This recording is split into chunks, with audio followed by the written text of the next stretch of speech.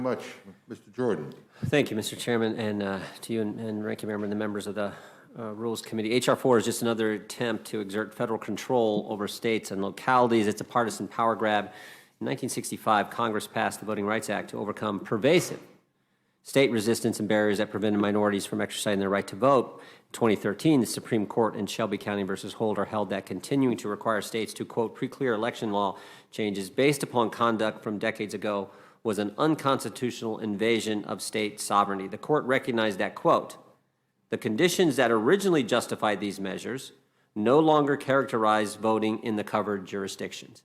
And that's a good thing. It means we've made progress. I mean, we should frankly be celebrating the amazing changes from what was happening, the wrong things that were happening in the 60s compared to where we are today with our voting laws. The court also found that if Congress drafts a new coverage formula, quote, exceptional conditions must exist to justify the extraordinary departure from the traditional course of relations between the states and the federal government. Thankfully, America of 2021 is not America of 1965. As I said, despite what Democrats want everyone to believe, these exceptional conditions do not exist.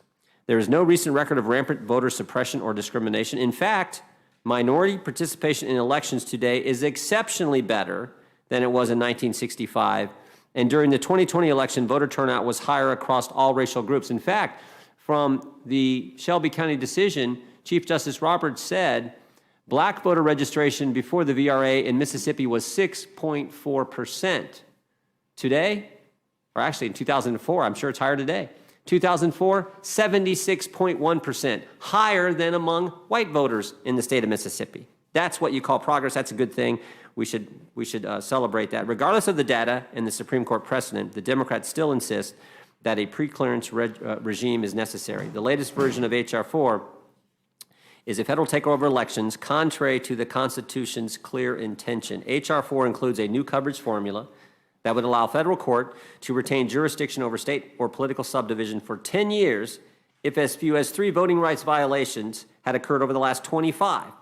But H.R. 4 also takes a novel approach to determining and defining what's a violation, where a state or political subdivision can rack up voting, quote, voting rights violations without any final court judgment of discrimination. Someone just brings a claim.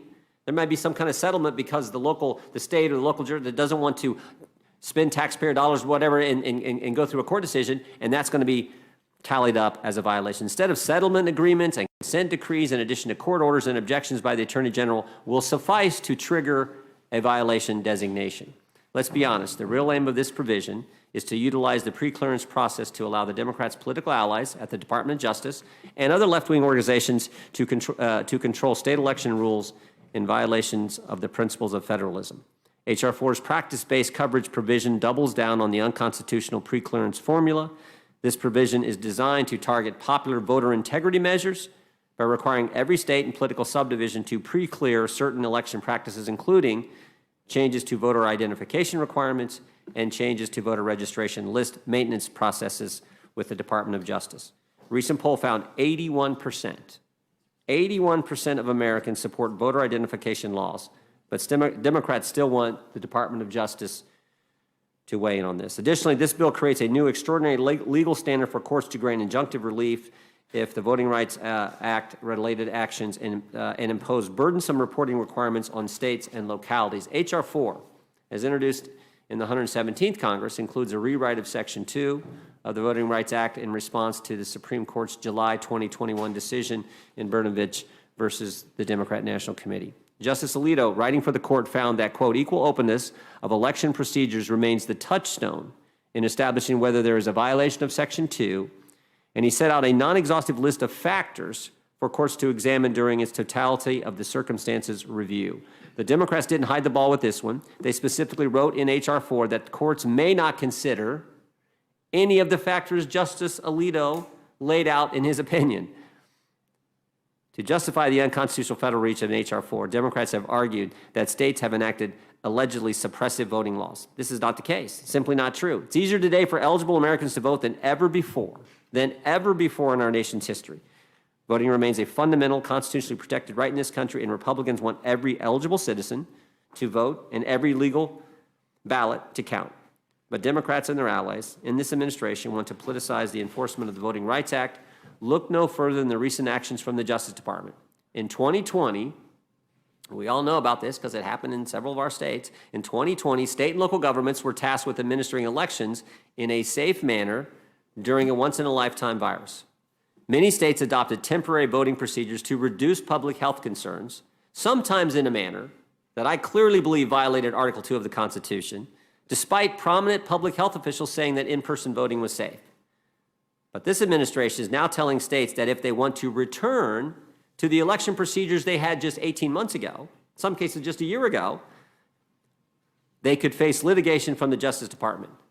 And this same Justice Department, the Biden Justice Department, is refusing to say whether it would review the process by which some states adopted the measures in the first place.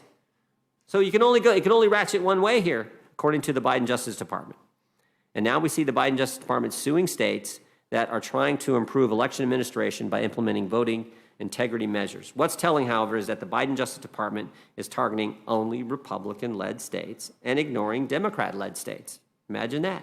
Such as President Biden's home state of Delaware, that has more restrictive election administration laws than several of the states that have been in the news and have been targeted by this Justice Department. These changes in Republican-led states seek to not only enhance election integrity, but also increase the public's confidence in the election process. This is exactly how our country's voting system was set up to work. States and localities analyze what worked for them during the past election and then make changes accordingly. They do not need bureaucrats in Washington telling them how they should run their election.